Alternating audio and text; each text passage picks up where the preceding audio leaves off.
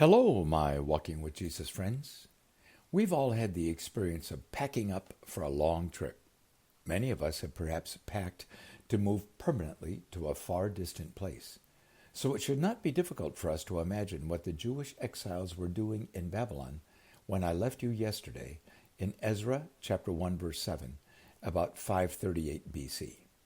King Cyrus had issued an edict that any Jewish captive anywhere in the Persian Empire was free to return to their homeland with specific instructions to rebuild the city of Jerusalem and especially the great temple of King Solomon, which had been destroyed by King Nebuchadnezzar in 586 BC, according to 2 Chronicles chapter 36. Now we might assume that every Jewish captive everywhere in the Persian kingdom immediately set about to pack and prepare for the long journey back to Israel. But that is not reality. The truth is, many of the Israelites scattered around the world in 538 BC had been born in the places where they lived, and to them Jerusalem was nothing more than a place they'd heard stories about. Home was where they lived, far, far away from Jerusalem. That's why there's a little phrase in Ezra chapter 1 verse 5 which is so significant. I wonder if you notice it. Then the family heads of Judah and Benjamin, and the priests and the Levites, everyone whose heart God had moved, prepared to go up and build the house of the Lord in Jerusalem. Do you see the key phrase, everyone whose heart God had moved? What does it mean? Well, first of all, do you notice only 2 tribes of Israel are mentioned as Israelites anxious to return to rebuild Jerusalem? They were the tribes Judah and Benjamin. The other 10 tribes, probably by this time more than 1 million Israelites, had been the northern kingdom Israel, and they had been invaded and conquered in 722 BC by the Assyrians. That was 184 years before the freedom edict of King Cyrus. For them, it had been several generations of living scattered all across the Middle East region, exiled from Israel.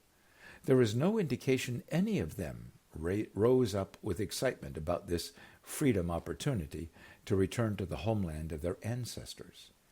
As you may remember, friends, we took several weeks to trace the story of the people of Israel through the Kings and the Chronicles. And after the division of Israel into 2 kingdoms at the death of King Solomon, according to 2 Chronicles chapter 10, the northern kingdom 10 tribes, with their capital city Samaria, were led by wicked, idol-worshipping kings, and as a nation they turned far away from the God of Israel. These 2 tribes, Benjamin and Judah, had been the southern kingdom of Judah, with their capital city Jerusalem, and they were people greatly passionate about their city and the great temple of God built by King Solomon, which had been the centerpiece of their city. Therefore, this unexpected edict of King Cyrus was welcome news to many of them. However, not all, for many Jewish exiles had found life in Babylon to be attractive, lucrative, and enticing. Therefore, it was actually a spiritual stirring in the hearts of the Jewish captives which drew them to pack and prepare for the long journey back to Jerusalem. Ezra 1 verse 8 tells us their neighbors helped them pack and blessed them with bounty to take with them, to help them reestablish their lives in broken-down Jerusalem. Oh yes, my friends, that was another challenge in this unexpected opportunity of freedom. Their last memories of Jerusalem, as they were dragged off as prisoners of war, were that Jerusalem and the temple had been demolished and set afire, according to 2 Chronicles 36. They should assume nothing remained of Jerusalem but rubble. Their first task would be a total cleanup of the rubble and a slow rebuild process of their city, and then their temple. It would be neither easy nor a rapid process, and with every day of hard labor, they would be reminded of why Jerusalem had been destroyed. It was their fault, and the fault of their ancestors. They had profaned God's holy name by turning their backs on God and worshiping idols of foreign nations, according to Ezekiel chapter 36. God had not only permitted the destruction of Jerusalem, God had actually led King Nebuchadnezzar and the Babylonian army to demolish it. God had removed his hand of protection from his people and his city and his temple. It's very important we understand, my friends, that the demolition of Jerusalem and the temple was God's judgment on his people and his city because they had refused to repent of their wicked ways or honor the warnings of God's prophets, according to 2 Chronicles chapter 36. Sin has consequences. All sin, in all places, committed by anyone and everyone. No sin is ignored by holy God. Do we understand this vitally important truth, my friends? We all have a natural tendency to make excuses for our sinful attitudes and behavior, or blame other people, or compare ourselves to others and conclude we really aren't all that bad. But Romans 3, verse 23 is very clear. There is no difference between Jew and Gentile, for all have sinned and fall short of the glory of God. The burned rubble of Jerusalem and the temple, even the broken down city walls, were the standing evidence of this truth of consequences for sin.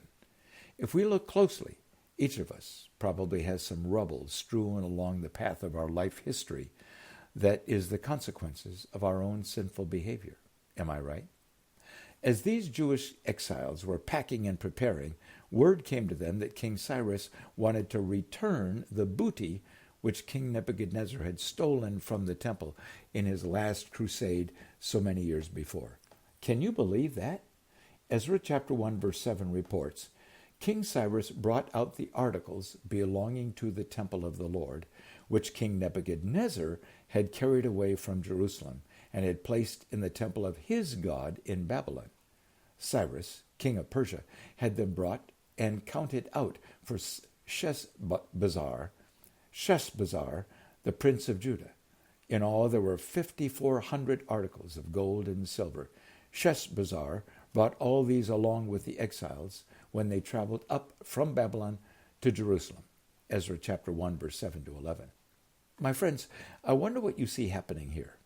While it is true there are consequences for sin, it is also true that God's sovereign purpose will not be overcome.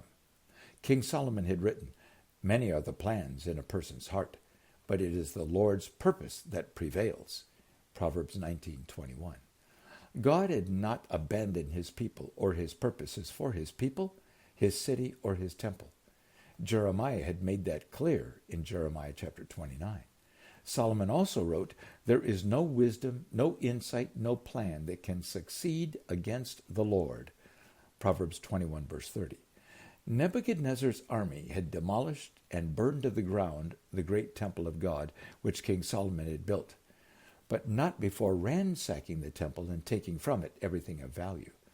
But nearly 50 years later, God had not only moved King Cyrus to free the Jewish captives Nebuchadnezzar had taken from Jerusalem, but also return with those captives all that Cyrus could find of what Nebuchadnezzar had taken from the temple. God's purpose of having his name honored again in Jerusalem and the temple was about to be accomplished, as prophesied by his prophet Isaiah 150 years before, Isaiah 44 and 45. Now let's pause and ponder this. Could God see your life and mine 100 years ago or 500 years ago? How is God working today in your city, your family, your life to accomplish his sovereign purposes? And are you and I cooperating with God, participating with God, or resisting God? Let's worship with this song, and tomorrow we'll join that huge caravan of nearly 50,000 Jewish captives journeying back to Jerusalem.